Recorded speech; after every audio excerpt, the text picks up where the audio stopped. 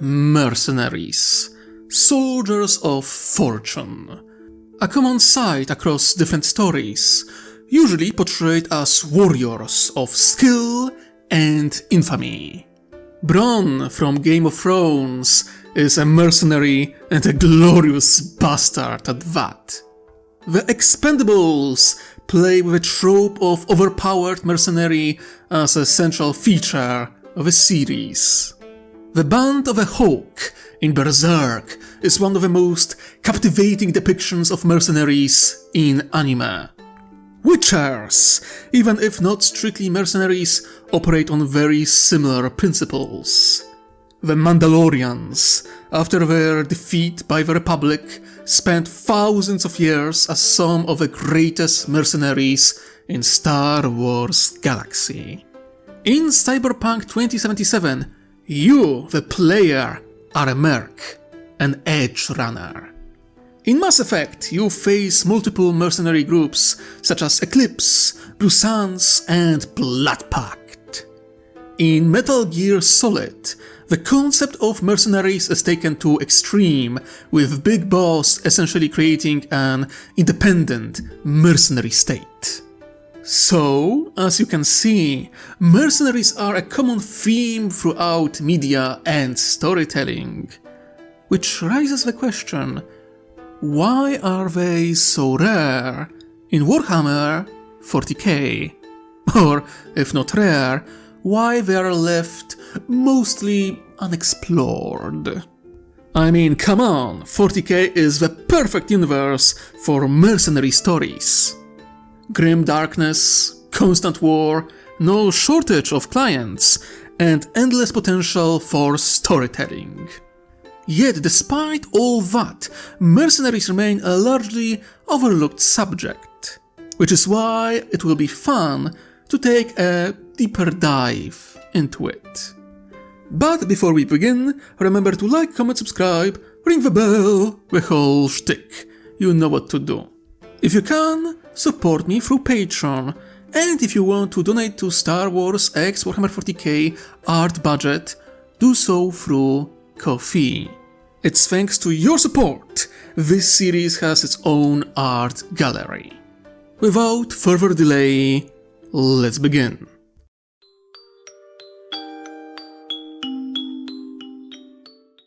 Let's start by dividing mercenaries into specific types and categories to make the discussion a bit easier. There are two main types of mercenaries depending on the range they operate within: system-bound and interstellar. What does this mean? Well, the majority of mercenaries lack their own starships and the ability to travel between stars. So most mercenaries are bound to a given star system, unless a third party, usually their employer, provides transportation. Interstellar mercenaries, on the other hand, are those who possess their own starships and can travel freely between systems. This difference is significant. There is quite a gap between mercenaries who can only operate within a single star system and those capable of independent, long-range operations. Alright, moving on to categories, we can divide mercenaries into 4 broad groups: Imperial Mercenaries, Renegade Mercenaries, Chaos Mercenaries, and Xeno Mercenaries. Here is what that means. Imperial mercenaries are humans who, for the most part, remain loyal to the God Emperor and the Imperium, while still offering their services to the highest bidder.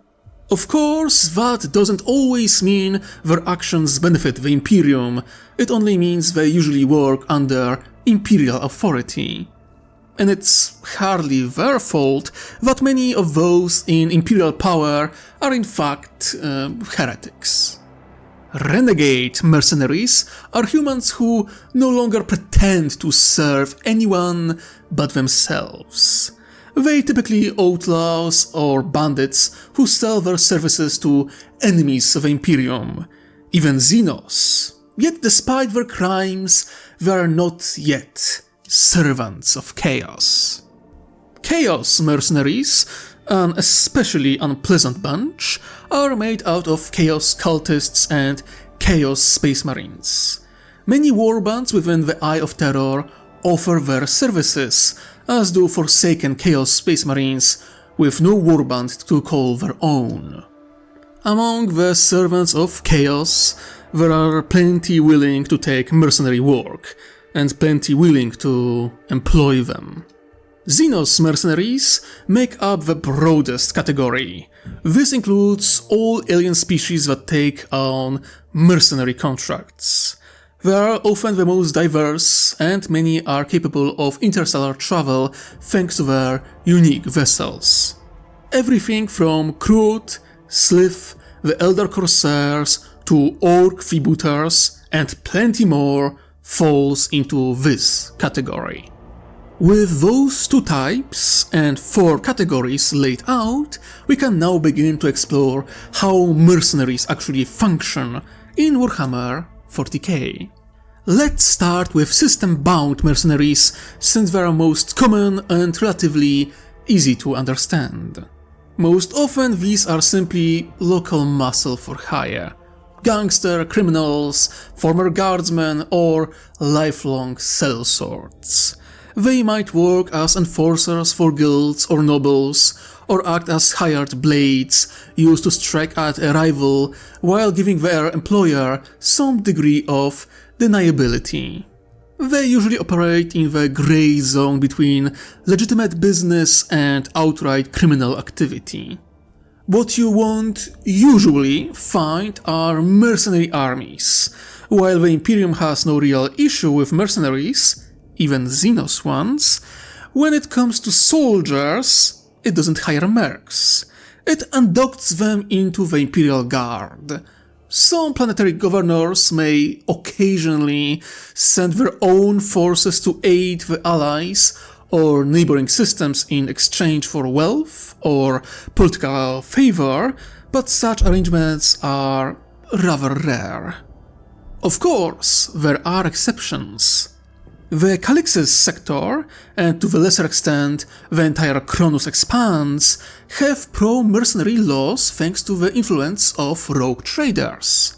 The Militis Lex Legis regulates mercenary companies in the Calixis sector, while the Pacto Militus, the so-called Soldiers' Agreement, grants its holders the right to raise and train professional troops strictly for waging war for profit. The law is enforced by mercenaries themselves, who, as part of a pact, agree to prosecute anyone who breaks its terms, operate outside its rules, or attempts to use it to overthrow imperial authority, lest the wrath of the Imperium falls upon them all. This type of agreement only works because of a constant demand for soldiers in the Expanse and the strength of rogue traders who can both hire mercenaries and provide them with transport to war zones. Which brings us to the biggest weakness of system-bound mercenary groups. They lack interstellar travel. Their only option for moving beyond their home system are to purchase transit, which must be prohibitively expensive, or to be hired by a patron who already possesses starships, such as aforementioned rogue traders. Speaking of rogue traders, let's move to interstellar mercenaries, especially those created by rogue trader dynasties. Thanks to the warrant of trade, rogue traders hold enormous privileges. They can command their own fleets, rule or protect entire worlds, and raise their own armies. And mercenary forces. Mercenary bands trained and equipped by such dynasties can, in theory, be hired by anyone wealthy and resourceful enough to afford them. It is also known that some pirate and corsair fleets have merged with mercenary companies, forming hybrid organizations that operate both as raiders and soldiers of fortune. The same applies to chaos-aligned mercenaries. Powerful warbands with their own ships may willingly fight under the command of another Chaos Lord, provided the payment is high enough. That said, the most common interstellar mercenaries are Xenos, Orc freebooters, Eldar Corsairs, Krut, and countless other species maintain their own ships, granting them true independence as they roam the galaxy seeking contracts or worlds to plunder. With that groundwork set, let's take a deeper dive into each category. I won't cover every mercenary company in the lore, that would be overwhelming, but I will focus on some perspectives you might not have considered. For example, the best example of Imperial Mercenaries are Freeblades. Think about it. Imperial Knights typically operate within Imperial authority, bound by honor, tradition, and loyalty to the throne. But Freeblades, though powerful on their own, lack the support of Knight House. Without it, they must rely on others for transport, maintenance, and repair of their war machines.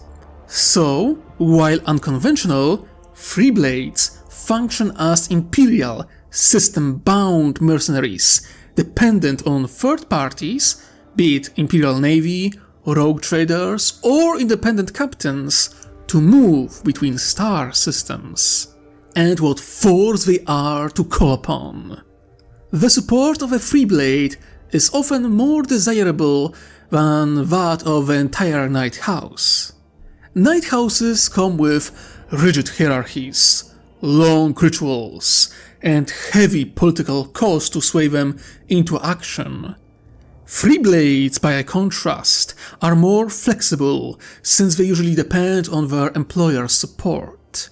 They can be integrated into an existing command structure as auxiliary forces far more easily than their housebound kin. Which reminds me, I forgot to mention that mercenaries usually don't operate alone or as full armies, but rather as auxiliaries to existing military forces. They might serve as an attached unit within a larger army or as scattered support across different companies and battalions. Sure, as mentioned before, rogue traders sometimes raise entire mercenary armies, but even those are typically deployed alongside a greater Imperial Guard force. Speaking of auxiliaries, have any of you ever heard of Nielsen's Raiders? Probably not. They are a fascinating example of renegade mercenary group who, while not allied with the Imperium, also aren't servants of chaos. So, who do they work with? Orcs. Yeah, no kidding.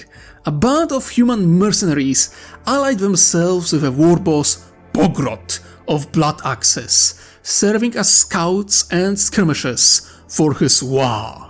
That's one hell of a story. Human mercenaries hired by an orc, of all things. Well, to be fair, it was more of an alliance than straightforward employment, but still, it's a reversal of usual roles. Typically, it's Xenos who work for humans, not the other way around. Of course, most renegades mercenaries are more mundane.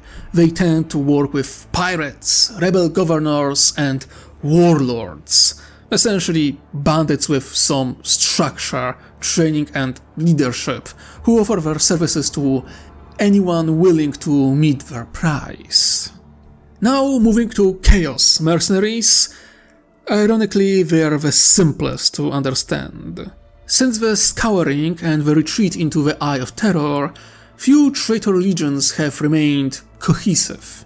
Most splintered into smaller warbands, each pursuing its own goals. The same applies to all Chaos-aligned forces, whether the Dark Mechanicum or Traitor Guard regiments. Their leaders constantly seek greater power, glory, and favor from the Dark Gods. One way to achieve that is by offering their services to more powerful Chaos Lords, trading loyalty for resources, glory, and opportunities to strengthen their warband. In fact, majority of Chaos Space Marine groups regularly hire themselves out to other warbands or legions. The Iron Warriors are especially known for this, often contracted to construct siege engines or take command of siege operations themselves. The mad, bloodthirsty berserkers of Khorne are often called upon when sheer brutality is needed. Many Chaos Lords are also willing to pay dearly for a psychic mastery of 1,000 suns. Of course, the payment demanded by Chaos-aligned forces is far grimmer than what Imperial or Renegade mercenaries ask for.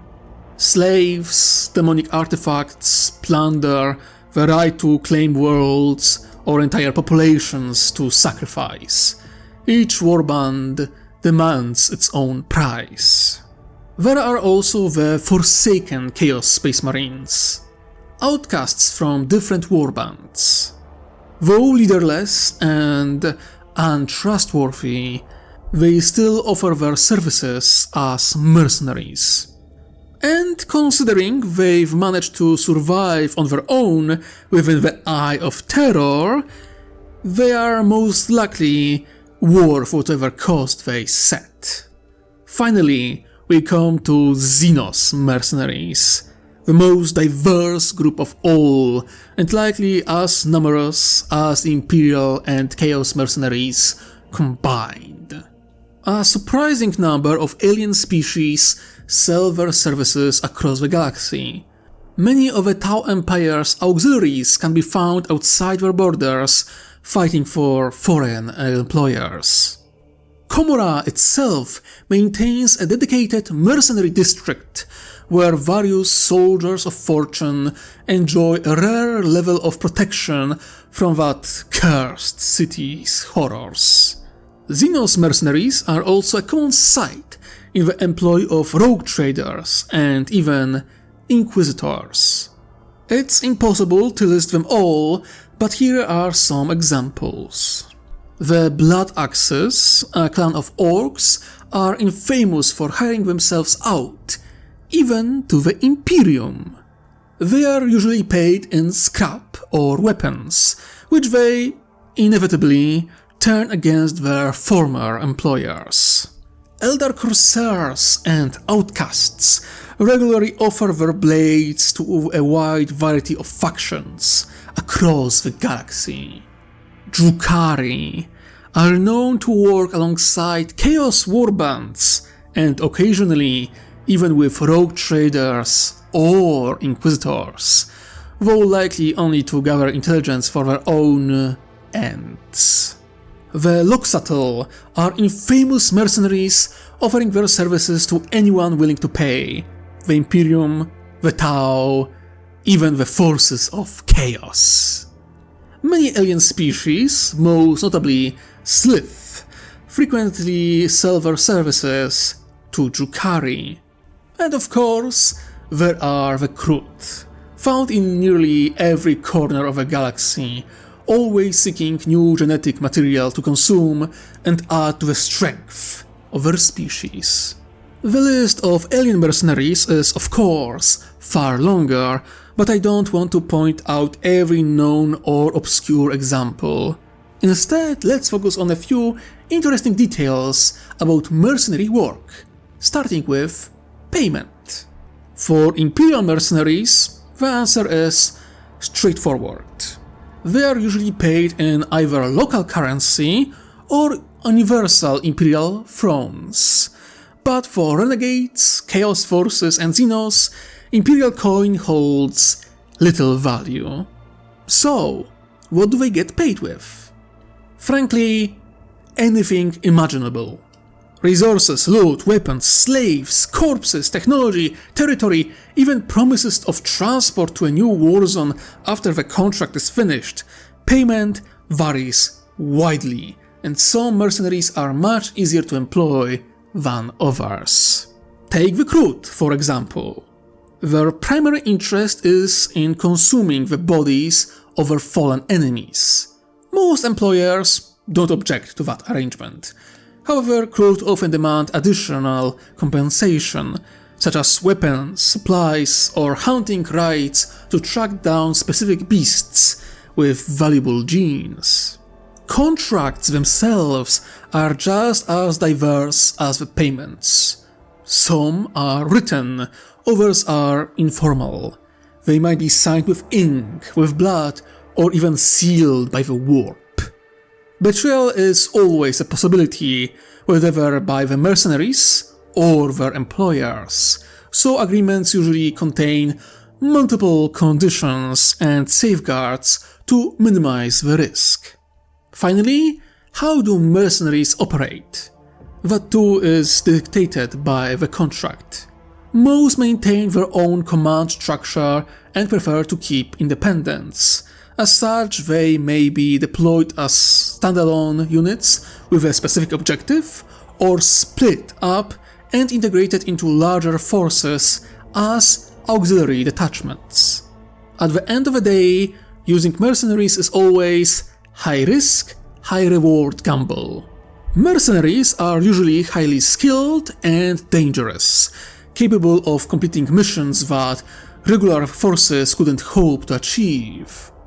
For example, there are few scout units in the Imperial Guard that could ever match the stealth and infiltration skills of Elder Rangers or Outcasts. Of course, there are risks. Mercenaries might switch sides or abandon you entirely if the situation becomes hopeless. But if you keep them loyal, they can be an incredible asset to any commander. What rogue trader wouldn't be glad to call upon the might of a free blade when their standard forces simply aren't enough? Naturally, if you are an Imperial and choose to hire Xeno's mercenaries, you will ruffle some feathers, especially among the more Puritan-minded. To be fair though, if reinforcements won't arrive in time and your world is about to fall, employing Xenos might be your only chance at survival. That argument can work as a valid defense before Imperial authorities. But if a Puritan Inquisitor decides to judge you afterward, expect no mercy. To those fanatics, it's better for a world to fall to chaos than for a single alien to serve in its defense. That said, it's rare to find a Black Library story centered on mercenary groups. More often we see individual mercenaries, usually tied to the Inquisition or rogue traders. Standard human mercs are easy enough to imagine. Enforcers, unsanctioned psychers, former pirates and assassins. But those with true influence and resources can secure Xenos mercenaries as well. And we even seen this in games. In Rogue Trader, for example, you can recruit both an Elder Ranger and a Drukhari as companions. In the upcoming Dark Heresy game, there will be a chance to travel with a Crud companion, which personally I am very excited about. So yeah, that's about all I have on the subject. I wanted to keep this video relatively short and concise, so I didn't dive into every story or example. Many of those are found only in Codex entries or the original Rogue Trader and Dark Heresy RPG books. The only thing I will add is this. I am genuinely disappointed we don't have a mercenary-focused story in Warhammer 40k. A tale centered on a rogue trader and a multi-species mercenary group could be incredible.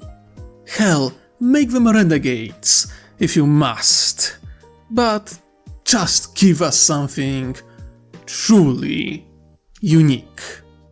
Before you leave, I kindly ask you to like, comment, subscribe, and ring-ding that bell. If you can, support me on Patreon or donate to Art Budget on Ko-fi. Thank you for joining me, and I hope you enjoyed. Now, my dear viewers and listeners, remember, wherever you are, whatever you do, try to enjoy yourself while you can. I wish you most heretical day. Ta-ta!